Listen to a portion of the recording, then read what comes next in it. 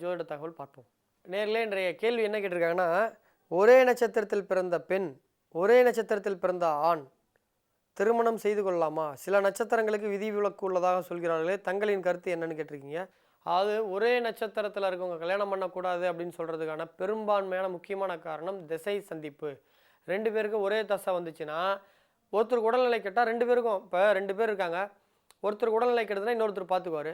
ஒருத்தர் டெவலப் ஆகிறாருன்னா இன்னொருத்தருக்கு சப்போர்ட் பண்ணுவார். ஒருத்தர் டிவியில் புகழ் அடைகிறாருன்னா அவருக்கு தேவையான கிரவுண்ட் ஒர்க்லாம் இவங்க பண்ணி கொடுப்பாங்க.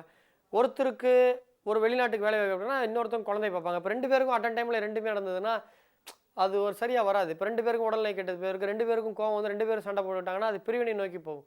யாராவது ஒருத்தருங்க ஒரு செல்லே பாசிட்டிவ் நெகட்டிவ் இருந்தால் தான் ஓடுது, 2மே பாசிட்டிவ் இருந்தால் ஓடாது. அந்த மாதிரி யாருக்காவது ஒருத்தர் விட்டு கொடுத்து போகணும். ஸோ அதுதான் முக்கியமான காரணம். இருந்தாலும் ஒரு சில கிரகங்கள் சொரணை கெட்ட நட்சத்திரம்னு சொல்லுவாங்க. சொரணை கெட்டனா தப்பாக நினைக்காதீங்க. அந்த நட்சத்திரத்துக்கு வீரியம் கோபம் அதிகமாக வராது. அந்த மாதிரி நட்சத்திரக்காரங்க கல்யாணம் பண்ணிக்கலாம். அது எந்த நட்சத்திரம்னா, ஒரே நட்சத்திரத்தில் பிறந்த ஆண் பெண் திருமணம் செய்து கொள்வது தவிர்க்கப்பட வேண்டும். தவிர்க்கப்படுவது சிறப்பு. அப்படி இல்லை அப்படின்னா 27 நட்சத்திரங்களில் என்னுடைய ஆய்வுப்படி 7 நட்சத்திரங்களுக்கு விதிவிலக்கு உண்டு.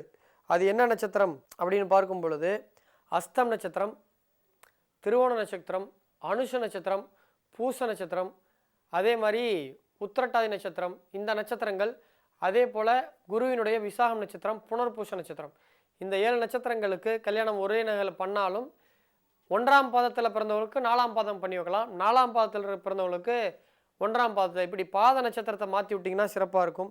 ஸோ ஒரே நட்சத்திரத்தில் பண்ணுறதுக்கு வாழ்க்கை எனக்கு தெரிஞ்சது வரைக்கும் சிறப்பாக இல்லை.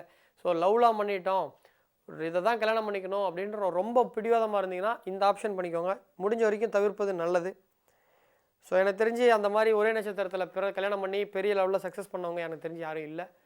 ஸோ ரேர் கேஸ் தான். ஸோ முடிஞ்ச வரைக்கும் அவாய்ட் பண்ணுங்கள், இல்லைன்னா பார்த்துக்கலாம். நேர்களே இன்றைய கேள்வியாளர்களை பார்த்துவிட்டோம், இன்றைய பொதுவான விஷயங்களையும் பார்த்துவிட்டோம். உங்களுக்கும் இதே போன்ற கேள்விகள் இருந்தால் நிச்சயமாக உங்களுக்கும் பதில் கிடைக்கும்.